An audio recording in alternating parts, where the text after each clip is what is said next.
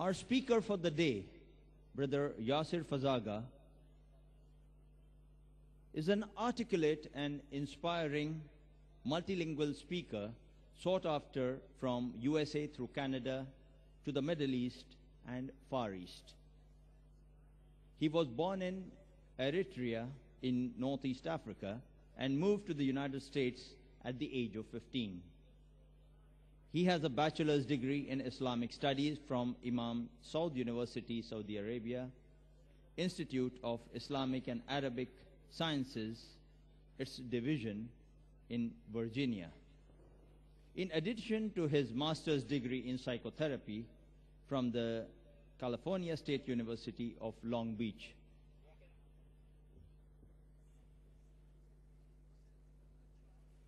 At present, Sheikh Yasir is undertaking his master's in theology at Loyola Marymount University. He serves as the Imam of the Orange Country Islamic Foundation in Mission Viejo, California.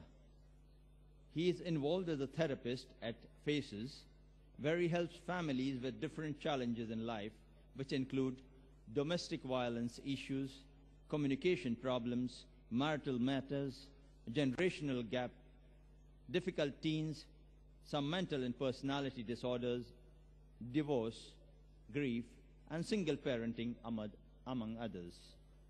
Yasir Fazaga has taught the Arabic language and Islamic sciences for the past 8 years and has taught Islamic courses on scriptural exegesis and Islamic financial contracts for American Open University. Sheikh Yasir Fazaga has done numerous interviews about Islam on television news stations and radio stations around the globe. He speaks on Islam and related topics for conferences, churches, high schools, colleges, and universities. He also participates on behalf of Foundation in many outreach and interfaith events, mainly in the United States. Sheikh Yasir Fazaga has the charismatic ability to instantly connect with the audiences through his lucid wit and profound wisdom, his timely humor, and the warmth that his presence exudes. Brothers and sisters, please welcome the speaker on Islam in a contemporary and realistic context, Brother Yasir Fazaga.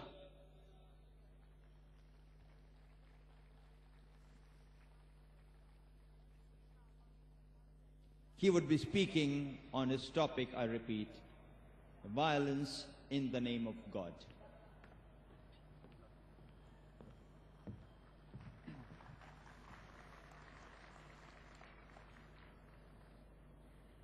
أعوذ بالله من الشيطان الرجيم بسم الله الرحمن الرحيم الحمد لله رب العالمين والصلاة والسلام على أشرف الأنبياء وأطهر المرسلين شفيع المذنبين وحبيب رب العالمين محمد صلى الله عليه وعلى آله وصحبه الطيبين الطاهرين رب اشرح لي صدري ويسر لي أمري واحلل عقدة من لساني يفقه قولي اللهم لا سهل إلا ما جعلته سهلا وأنت إن شئت تجعل الحزن سهلا.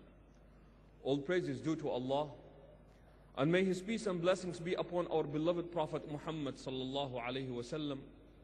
Indeed, the best of speech is the book of Allah, and the best of guidance is the guidance of Muhammad sallallahu alaihi wasallam.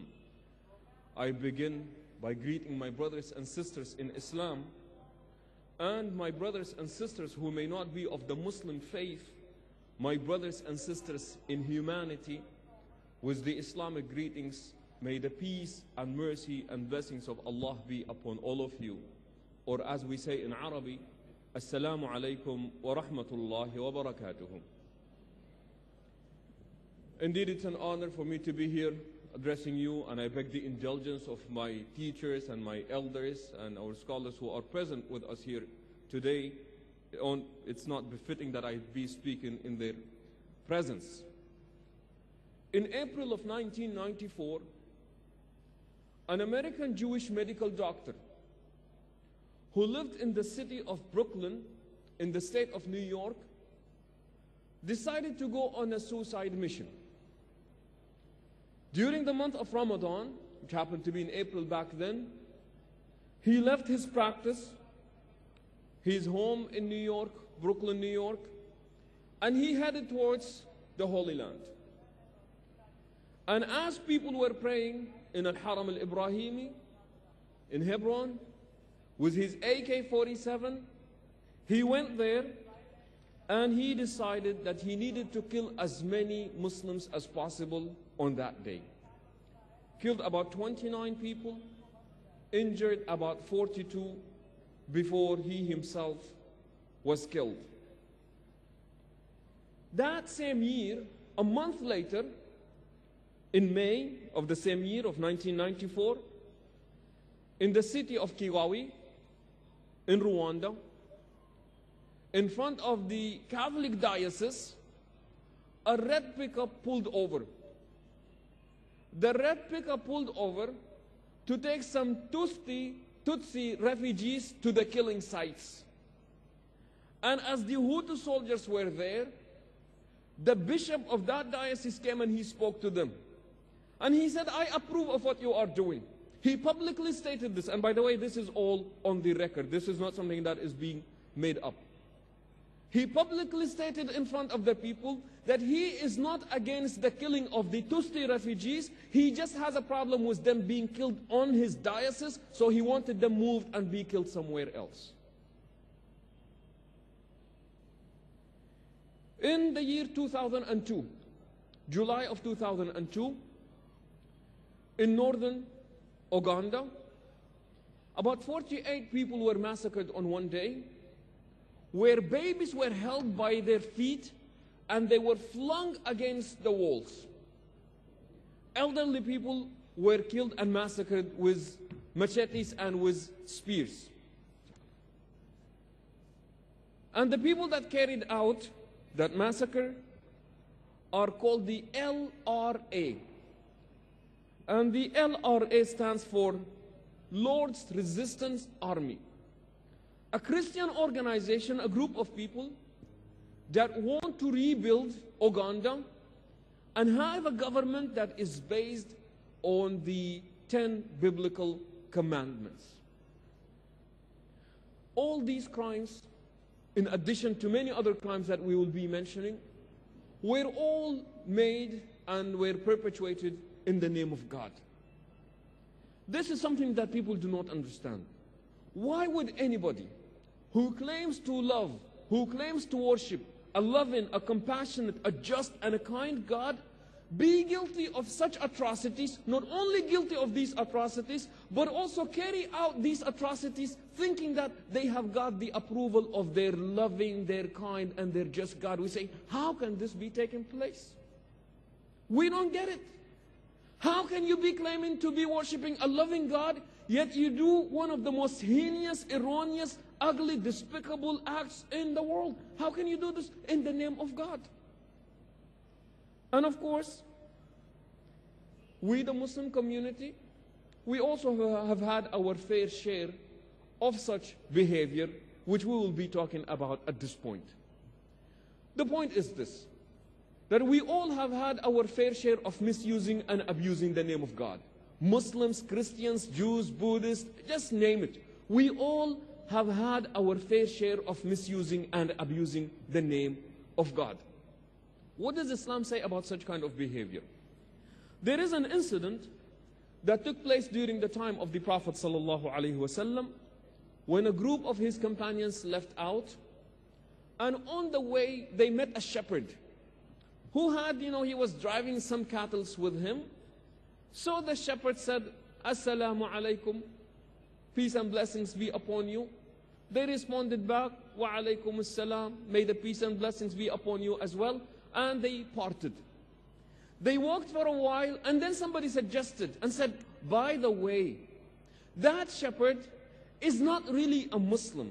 And the only reason why he greeted us with the greetings of Islam, because he wanted to avoid the punishment that was coming his way from us. Let us go back to him. They went back to him. They killed the man.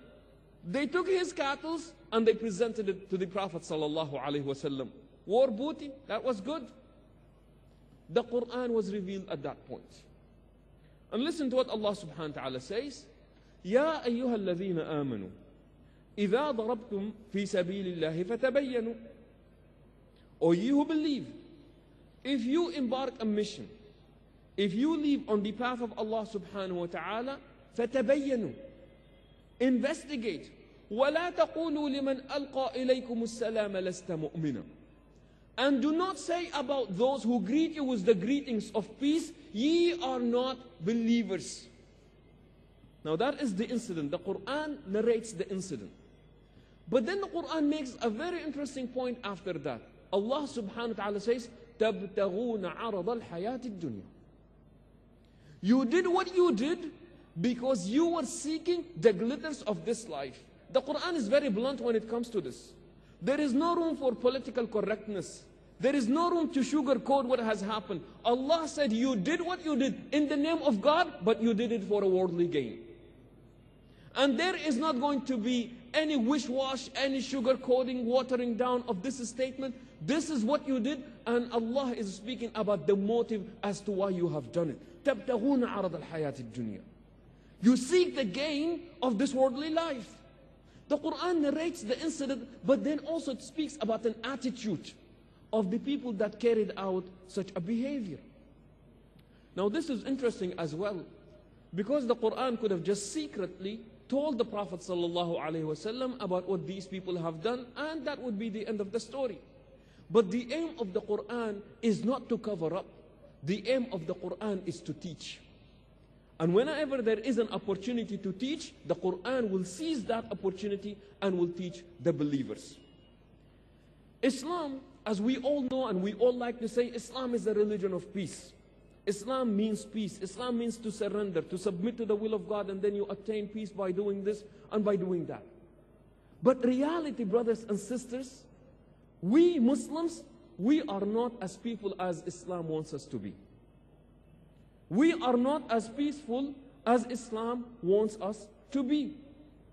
You know, recently we were doing some campaign back in the US regarding the month of Ramadan. Every time there is an opportunity, you know, to teach people and to bring the name Islam in a positive way in the media, we like to seize that opportunity.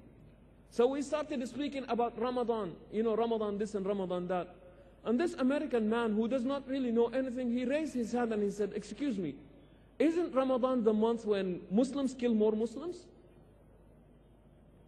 He was referring to what is happening in Iraq and the fact that there is a surge in killing and what have you. He said, isn't this the month when more Muslims kill Muslims? Isn't this what Ramadan is all about?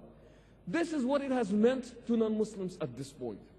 We say, oh, Islam is a religion of peace. Look into what's happening in Afghanistan, or what's happening in Iraq, or what's happening in Palestine, what's happening in the Sudan, what's happening in Somalia.